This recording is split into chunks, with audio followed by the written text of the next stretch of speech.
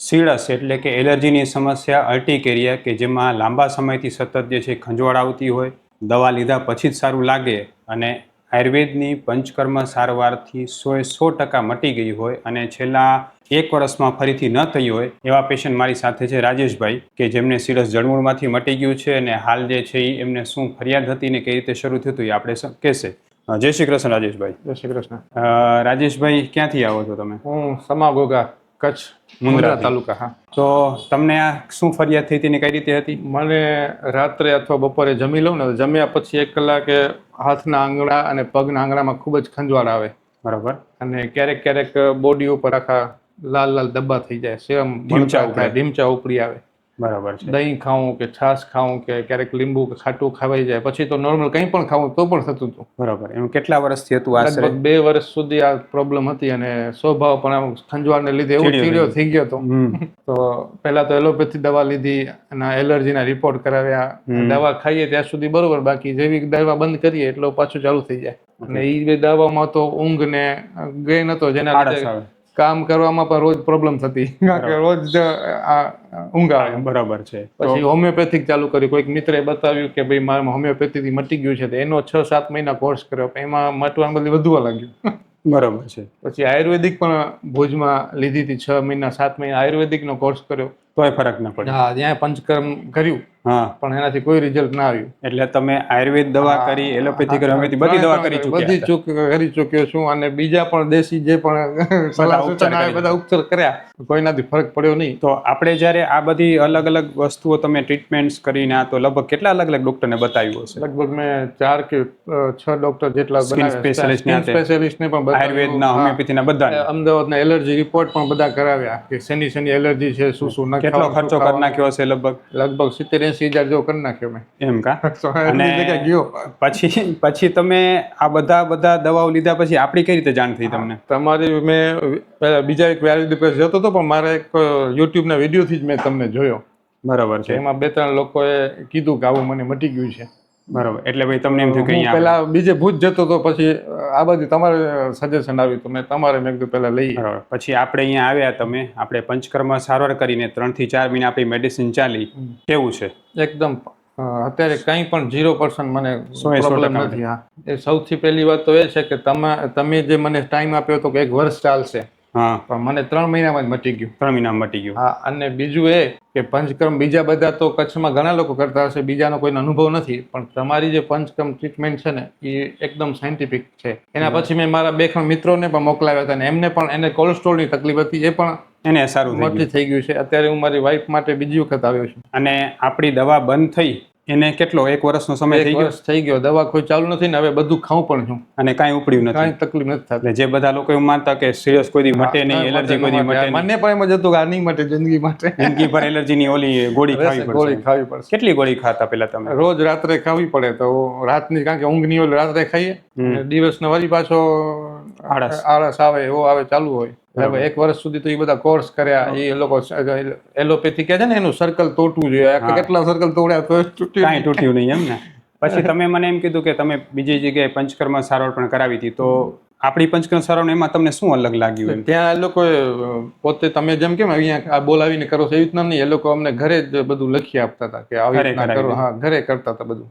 બરાબર. વોમિટ કરાવી કે એનિમલ એવી ઝાડા કરાવ્યા કે બધા ઘરે પર, એનાથી એટલું રિઝલ્ટ આવ્યું નહીં. બરાબર. એનાથી પહેલા બીજા ઘણા બધા પાન ખાવાના હતા ભૂખ્યા પેટે ને એવા કેટલા ટ્રીટમેન્ટ કરી, તોય કાંઈ નથી એમ? નથી, કાંઈ ફરક પડ્યું નહીં. બરાબર. હવે તમે એ કહો રાજેશભાઈ કે આજે અલગ અલગ પ્રોબ્લેમથી તમે રોજ લગભગ 7 દિવસ સળંગિયા ટ્રીટમેન્ટ માટે આવતા, ટ્રીટમેન્ટ દરમિયાન તમને ક્યારે થાક લાગ્યો હોય કે એવો કોઈ પ્રોબ્લેમ થતો? નહીં, એવું કંઈ નહીં. હું પોતે જ સેલ્ફ ડ્રાઇવિંગ કરીને આવતો હતો અને સેલ્ફ ડ્રાઇવિંગ કરી તો વચ્ચે 1 દિવસ મને જરાક નબળાઈ જો, કારણ કે ખાવામાં એવું થયું તો 1 દિવસ માટે મને જરાક લાગ્યું, બાકી કાંઈ વાંધો ના આવે. બરાબર છે. તો ખરેખર જે છે રાજેશભાઈને જે સીળસ એટલે શીત પિત્તની સમસ્યા હતી, એમાં મુખ્ય કારણ છે લોહીનો બગાડ. લોકો માત્ર એલર્જીની ગોળી ખાતા રાખે છે કે એલર્જીની દવાઓ લે છે, પણ જ્યાં સુધી લોહીનો બગાડ ઠીક થતો નથી ત્યાં સુધી એલર્જીની સમસ્યા ક્યારેય મટી શકે નહીં. આપણે જે શું કર્યું કે એમને આખી સાયન્ટિફિક વેમાં ટ્રીટમેન્ટ કરી, પંચકર્મ સારવાર 7 દિવસ કરાવીને લોહીનું પૂરું શુદ્ધિકરણ કરાવ્યું અને પછી દવાઓ આપી લે તરત અસર કરી અને 100% રિઝલ્ટ મળ્યું જે આપણી સામે છે. તમને પંચકર્મ દરમિયાન ક્યારેય પણ નબળાઈ કે થાક નહોતું લાગ્યું? પછી હું ડૉક્ટર વિશાલ પંડ્યા, એક MD આયુર્વેદ ડૉક્ટર છું. મેં મારો 10 વર્ષ સુધીનો MD આયુર્વેદનો અભ્યાસ જામનગરની વિશ્વ પ્રસિદ્ધ આયુર્વેદ કોલેજમાંથી કરેલો છે. 2011થી એટલે કે છેલ્લા 13 વર્ષથી હું ગાંધીધામ કચ્છ ખાતે NABH માન્યતા પ્રાપ્ત પંચકર્મા આયુર્વેદ હોસ્પિટલ ચલાવું છું. અમે લોકોએ આયુર્વેદ સારવારથી હજારો દર્દીને સાજા કર્યા છે. તેના વિડીયો રિવ્યૂ અમારા આ જ ફેસબુક, ઇન્સ્ટાગ્રામ કે યુટ્યુબ ચેનલ ઉપર છે, જે જરૂર જોવા અને જાણો કે કેવા જૂના રોગો કેટલા ઝડપથી સાજા થયા છે. અમે 2 રીતે સારવાર કરતા હોઈએ છીએ. સૌથી પહેલાં તો કચ્છ કે એની આસપાસના દર્દીઓએ હોસ્પિટલમાં રૂબરૂ બતાવવા માટે આવવું, અને બીજું કચ્છથી દૂર રહેતા દર્દીઓ માટે ઘર બેઠા ઓનલાઈન દવા પણ મંગાવી શકે છે. વધુ માહિતી માટે નીચેના નંબર ઉપર હાય લખીને વોટ્સએપ કરો, એટલે તમને ફીસ કેટલી છે, કોર્સ કેટલો કરવો પડશે વગેરે માહિતી વોટ્સએપમાં મોકલી આપશું. એટલે હું ખાસ તમને એ કહેવા માગું, તમે કોઈપણ જગ્યાએ પંચકર્મા સારવાર કરાવો ને તો ખાલી ડૉક્ટરને પૂછો. નિષ્ણાત ડૉક્ટરના માર્ગદર્શન પંચકર્મા સારવાર કરાવીને તો 3 ફાયદા તરત થવા જોઈએ. સૌથી પહેલાં નબળાઈ ન લાગવી જોઈએ. બીજું, તાત્કાલિક જે છે રોગ ઓછો થવો જોઈએ. ત્રીજું, શરીરમાં સ્ફૂર્તિ વધવી જોઈએ. જો આ 3 વસ્તુ શરીરમાં જોવા મળે તો તમારું સાચું પંચકર્મ થયું છે હું કહી શકાય, નહીંતર એ પંચકર્મ સાચું નથી. એટલે તમને 3 વસ્તુ જોવા મળી. સ્ફૂર્તિ પણ આવી શરીરમાં, રોગ જલ્દી તો એ પણ ગયો. એના સિવાય ગેસ, એસિડિટી પણ ઓછી થઈ ગઈ. બરાબર, શરીરમાં સ્ફૂર્તિ આવી ગઈ. બરાબર, આવી ગઈ. એટલે સલાહ આપું છું બધાને, તમને તકલીફ હોય કે ન હોય, એક વખત 40 ઉંમર થાય તો પંચકર્મ કરાવવું જ જોઈએ. સાચી વાત છે. ચરક સંહિતામાં કીધું છે, સગવડ અને અનુકૂળતા હોય તો કરાવવું જ જોઈએ. ચરક સંહિતામાં સ્પષ્ટ કીધું છે કે દરેક વ્યક્તિ સ્વસ્થ રહેવા માટે વર્ષમાં 3 થી 4 વખત ઋતુ બદલાય ત્યારે પંચકર્મ શોધન કરાવવું. પણ ખાસ કરીને જ્યારે જે છે એ તમને પ્રોબ્લેમ છે આ પ્રકારની સીળસની, તો પંચકર્મ સારવાર લોહીની શુદ્ધિ માટે ખૂબ જ જરૂરી છે. રાજેશભાઈ, તમે જે અહીંયા આવતા તો તમે મને કહેતા કે તમને બીજી બધી દવાઓ ગરમ પડતી. આપણી દવા ક્યારે ગરમ પડી? કોઈ દિવસ નહીં. નહીં ને?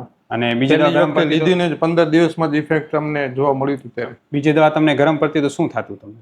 ઘણી વખત એસિડિટી અથવા તો આ ચામડી વધી જતા. બરાબર.